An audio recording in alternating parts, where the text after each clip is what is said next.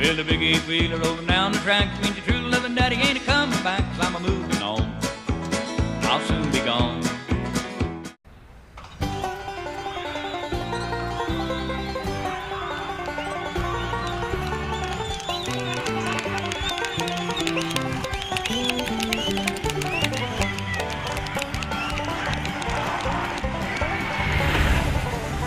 Des courses sur 300 mètres disputées en 15 secondes. La conquête de l'Ouest s'est faite avec des quarter horse, les cow-boys en ont fait des chevaux de course, et cette tradition purement américaine perdure dans un circuit parallèle au pur sang. À Los Alamitos en Californie, on trouve ces chevaux qui sont finalement les plus rapides du monde puisqu'ils peuvent aller jusqu'à 80 km/h. Los Alamitos est le plus grand hippodrome de quarter horse en Amérique, qui court pendant toute l'année sans interruption tous les vendredis, samedis et dimanches. Les petites épreuves offrent des allocations totales de $5 000 de moyenne seulement, mais les grands prix montent jusqu'à plusieurs millions de dollars. Nous avons notre plus grande course au mois de décembre. C'est le championnat des champions avec $2 millions de location. C'est la plus belle occasion d'apprécier les meilleurs quarter horse. Cette piste a plus de 50 ans. Il s'y est passé plein de grandes choses. De nombreux champions du monde sont venus courir ici. Le docteur Olvetz en est désormais propriétaire. C'est un passionné qui élève lui-même des quarter horse. Il y a des différences considérables dans la préparation de ces quarter horse avec les pur sang, qui sont une race de chevaux à part entière. Les pur sang doivent être entraînés plus dur que les quarter horse, car ils courent sur des plus longues distances. Les quarter horse, vous n'avez pas besoin de les affûter autant le matin. Le quarter horse s'améliore principalement sur des travaux très courts. Les quarter horse sont élevés partout, en Utah, en Californie, dans l'État de Washington, dans le Texas, qui est le principal lieu d'élevage, mais aussi en Oklahoma, qui prend de l'importance car il y a de l'argent grâce aux casinos sur les hippodromes, les racinos. Le New Mexico a des fonds également pour ses derbies, mais finalement, il y a des élevages partout et même dans le Kentucky. Les frais d'élevage pour les quarter horse sont moins élevés que pour les pur sang. C'est lié au prix de saisie. Pour un pur sang, aller au meilleur étalon coûte plus de $100 000 ou $200 000, tandis que les top étalons quarter horse comme Paradis, Coronet Cocktail, First Town Dash, Mr. Jesperi coûtent seulement entre $30 et $40 000. Au niveau des tactiques de course, difficile d'en imaginer. Les jockeys ont en fait un rôle très simplifié. Les quarter horse, pour moi, c'est plus amusant que les pur sang, qui n'ont pas autant de vitesse naturelle. Avec les quarters, il n'y a pas de tournant. Tu vas simplement tout droit. Les boîtes s'ouvrent et il n'y a plus grand-chose à contrôler. Et d'ailleurs, ils sont plus faciles à manier en général que les pur sang, où il y a trop de tournants. Moi, je préfère les quarter horse. Contrairement à ce qu'on croit, on n'est pas obligé de partir en tête. Même si on sort plus lentement des stalles, on a le temps de revenir sur les autres. Le secret pour gagner des courses, partir le plus vite. Et si vous avez un bon cheval, c'est fait. Circuit plus abordable financièrement que celui des riches pur sang, le quarter horse est une niche pour futurs grands entraîneurs classiques comme les flamboyants Wayne Lucas ou autres, Bob Baffert.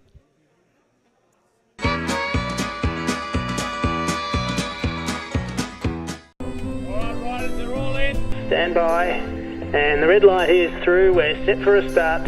In a field of dreams, the wind whispered, "Build it, and he will come." Tony Halpin did. Not for baseball, but for the sport of kings. Okay, riders, how's on? Set. 6 years ago, Tony recognised the potential of this land for a thoroughbred racing nursery. How's on, starters gone round. More than 550 acres of lush, fertile flats and rolling hills, just a stone's throw from some of the best horse studs in the world. Straighten them up. The first of 8, a warm day. Gates spring open now, they're off and racing. The country is wonderful for horses, and that's been proven by 30 or 40 years of breeding in this area. Glen Logan's 5 kilometres down the road, Race Tree's 5 kilometres down the road. I've had some fairly big successes in the racehorse industry.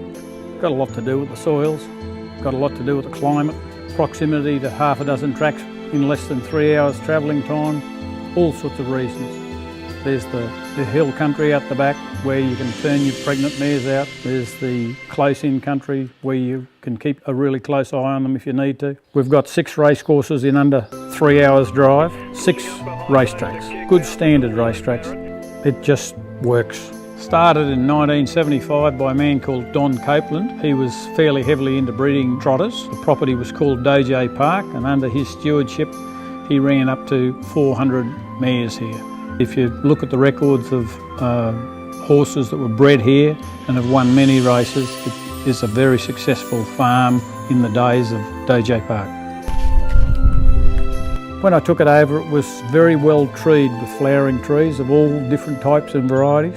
We've had the place 6 years and we've continued that trend. We've planted a couple of hundred trees since we've been here, established shade lines and laneways, and we've just continued the growth that was here in very beautiful trees. We've built 20 kilometres of 3-rail steel fencing, so we've tried to make it as safe as possible for horses. I think we're up to the 13th dam so far, so the place is pretty sure of its water. There's a 40 megalitre dam down the back and there's a perfect site for one to go beside it. That'd be another 60 megs, but the 40 megs is overkill. There's a 10-horse stable complex that I rarely use. Very good boxes, capable of any stallion that you might happen to have that could be a bit bad-mannered. Very good, safe boxes. There are 8 stallion yards, all segregated, not relying on hot wires with laneways between them. Access to the place is a dead-end street. It's a very quiet, well-protected area. It's a pretty safe property. You can muster most of your paddocks with one person.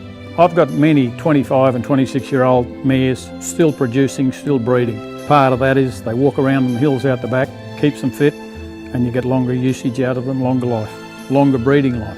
So approaching the home corner at the rainfall's right. It comes at a nice even spread through the year.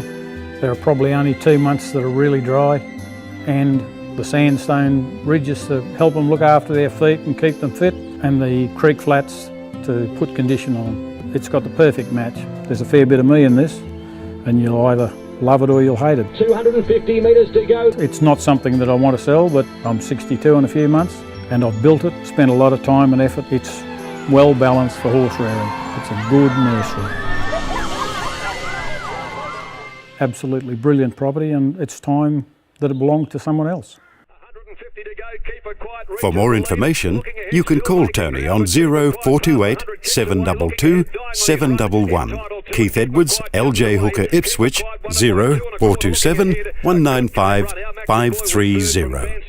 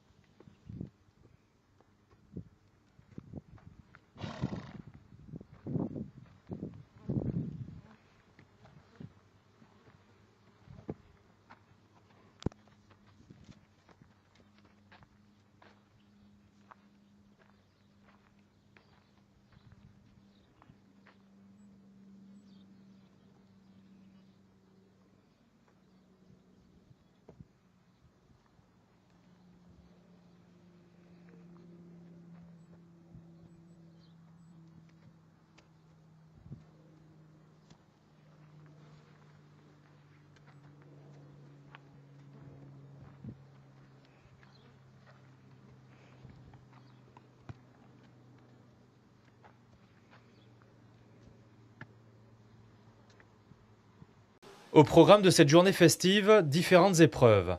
Épreuves comme le dressage, où le cavalier doit réaliser des manœuvres imposées sur un parcours prédéfini, que ce soit au pas, au trot et au galop.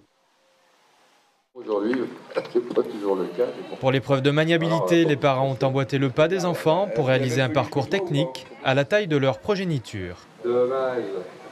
Ah, dommage. On aurait bien ri. Hein.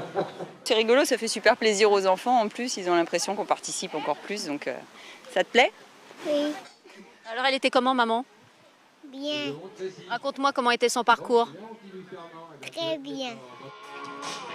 Quant au concours de voltige comptant pour la finale de la Coupe CSO, c'est en groupe que les cavaliers ont réalisé de véritables chorégraphies. Sur fond musical, ces équilibristes ont ainsi validé plusieurs heures d'entraînement, au grand plaisir de leurs parents comme de leurs entraîneurs. Le plus compliqué à réaliser, c'est le debout au galop et le mort. Ça leur permet un peu de découvrir autre chose, de voir qu'on peut faire autre chose avec les poneys, de s'assouplir, d'avoir une autre approche et de faire ça de façon peut-être un petit peu plus ludique.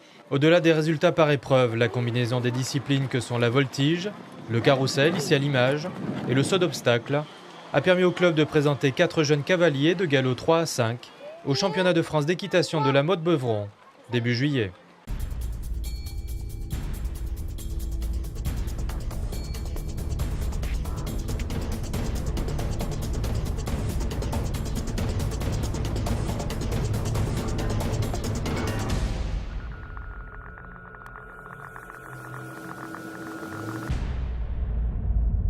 Un grand voyageur, classique à 3 ans, gagnant de groupe 1 sur 1600 mètres et combattant apprécié du public, voici Chamalgan, étalon débutant au Haras du Lion en 2014. Au cours de sa longue et riche carrière de 2 à 6 ans, sans le moindre pépin de santé, Chamalgan est passé 5 fois sur le ring d'Arcana.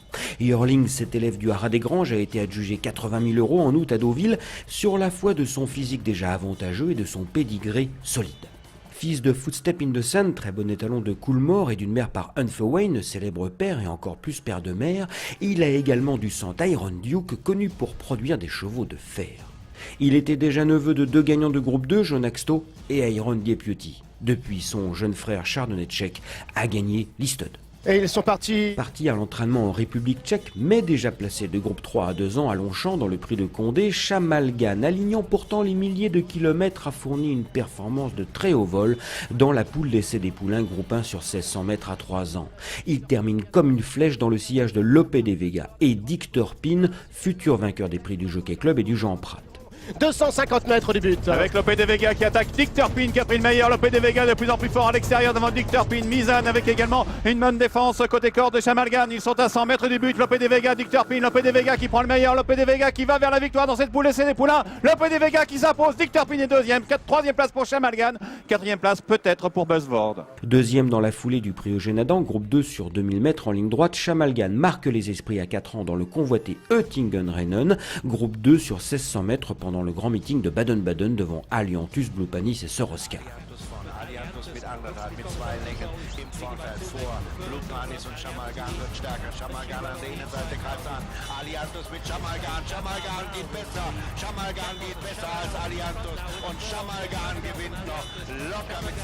Encore placé de la porte-maillot à 5 ans, Chamalgan est aussi bon que jamais à 6 ans, en 2013, arrivé chez Xavier Thomas de Mault. Gagnant du Grand Prix de Bordeaux, l'Istud au printemps, il remporte à Milan en septembre le premier Vittorio di Capua, un groupe 1 sur 1600 mètres. C'est le couronnement de sa carrière. Élu coup de cœur du public lors des premiers trophées Arcana en février, Chamalgan devient étalon à 2200 € au Haras du Lion en 2014.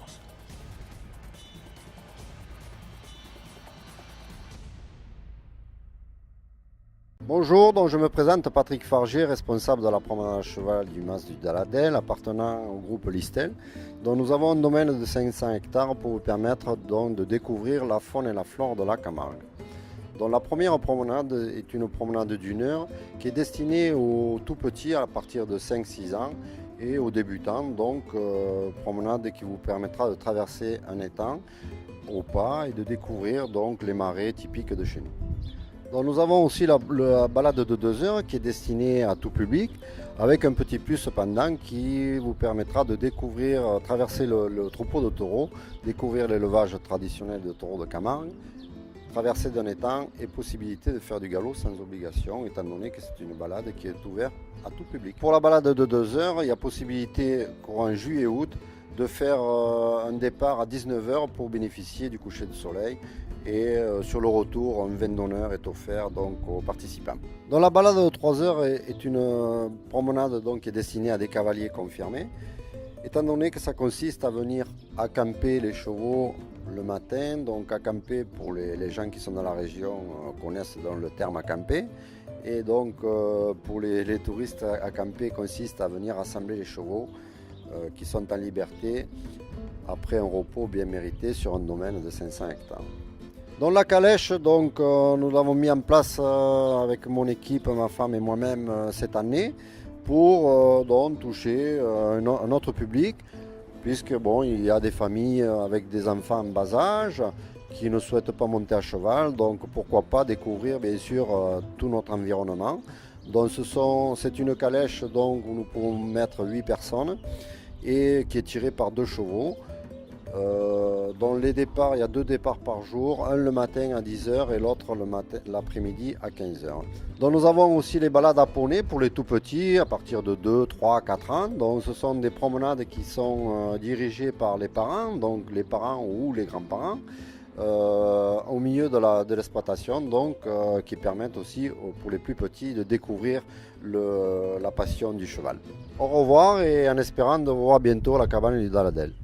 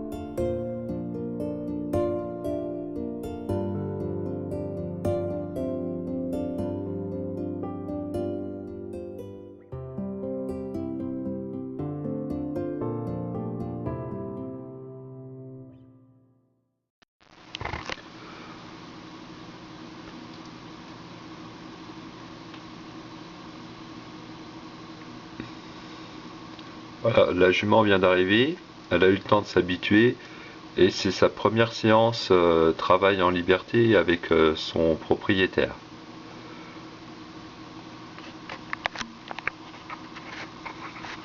Elle est toute jeune, elle est déjà montée, mais là elle présente quelques soucis de respect, de manque de travail en liberté, ce qui est normal, elle n'a pas fait encore.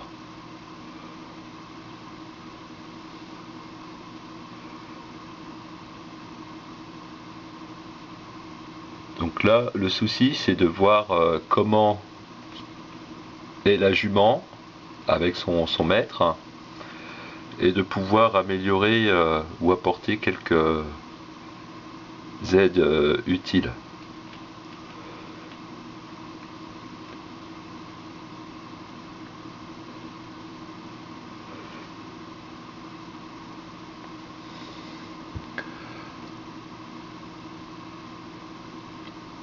Alors le travail après, ça sera de faire en sorte que la jument elle puisse être sur la piste, de voir l'évolution, et puis qu'elle réponde aux demandes du dresseur, et d'améliorer donc la monte.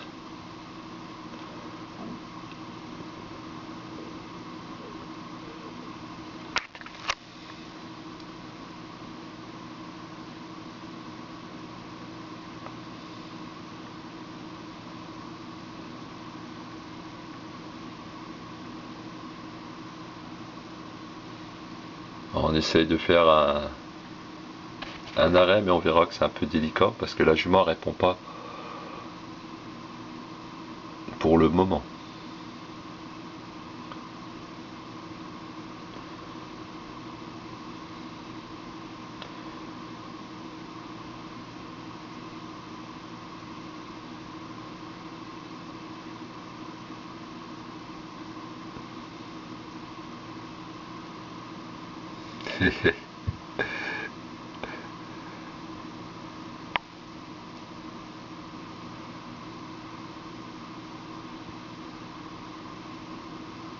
Là, elle ne s'arrête pas, elle fait demi-tour.